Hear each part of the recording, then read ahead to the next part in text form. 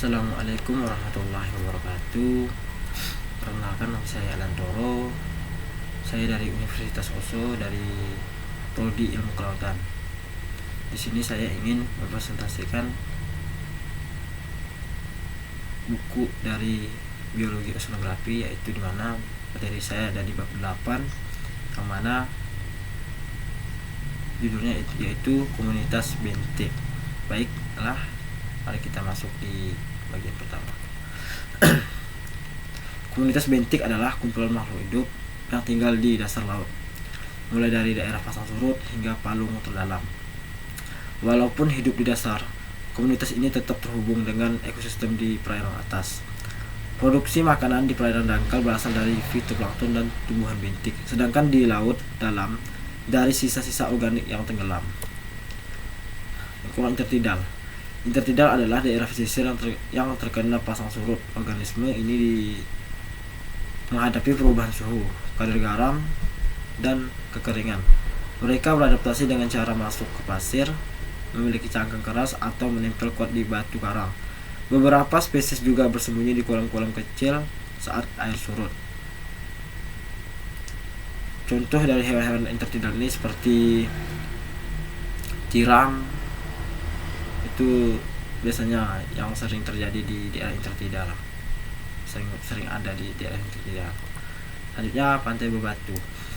Di pantai berbatu, makhluk hidup berderet sesuai zona pasang surut. Contohnya cat malus banyak di bagian atas, sedangkan balanus di bawahnya.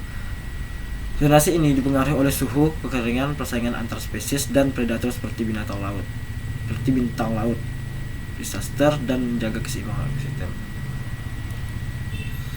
Hutan klep. Hutan klep adalah hutan bawah laut di perairan dingin. Ganggang coklat raksasa bisa tumbuh sangat cepat. Berang-berang laut berperan penting menjaga keseimbangan ekosistem ini dengan memangsa bulu babi, karena bila bulu babi terlalu banyak, klep bisa habis dan ekosistemnya rusak. Ini contoh gambar ganggang coklat, bisa dilihat di samping. Selanjutnya, pantai berpasir. Pantai berpasir terlihat sepi, tapi sebenarnya dihuni oleh makhluk kecil di dalam pasir seperti kerang, udang, kepiting, dan cacing laut. Mereka beradaptasi dengan pasir yang mudah bergeser. Produksi makanan di sini berasal dari diatom dan bakteri kecil. Muara. Estuari atau muara sungai adalah pertemuan air tawar dan laut. Kawasan ini kaya nutrisi dan sangat produktif. Tumbuhan seperti rumput laut dan lamun menjadi tempat tinggal berbagai hewan kecil, udang, kepiting, serta tempat berkembang biak ikan. Meski jenis spesies sedikit, jumlah individunya sangat banyak.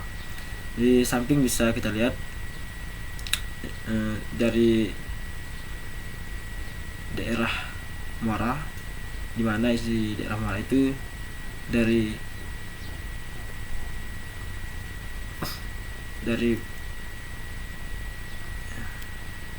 bawah sampai ke atas bisa dilihat, dari intertidal, episamik, fitoplankton sampai ke bawahnya bisa kita lihat di gambar. Selanjutnya, terumbu karang. Terumbu karang adalah ekosistem paling kaya dan indah, dibentuk oleh karang yang hidup bersimbiosis dengan alga mikroskopis. Ribuan jenis ikan, moluska, dan krustasea hidup di sini. Terumbu juga berfungsi sebagai pelindung alami pantai dari ombak.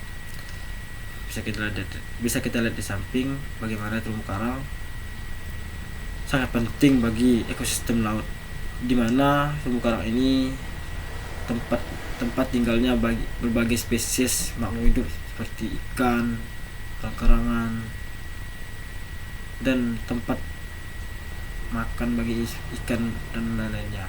Jadi kita sebagai manusia wajib menjaga terumbu karang supaya tetap terjaga dan tidak punah. Jadi kesimpulan dari presentasi saya, ekosistem bentik sangat beragam dan saling terhubung. Setiap habitat seperti pantai berbatu, hutan klip, pantai berpasir, estuari, dan terumbu karang memiliki makhluk hidup yang unik. Faktor lingkungan dan interaksi antar spesies sangat mempengaruhi keseimbangan ekosistem ini. Jadi itu saja yang dapat saya sampaikan. Kurang lebihnya saya mohon maaf. Sekian, terima kasih. Assalamualaikum warahmatullahi wabarakatuh.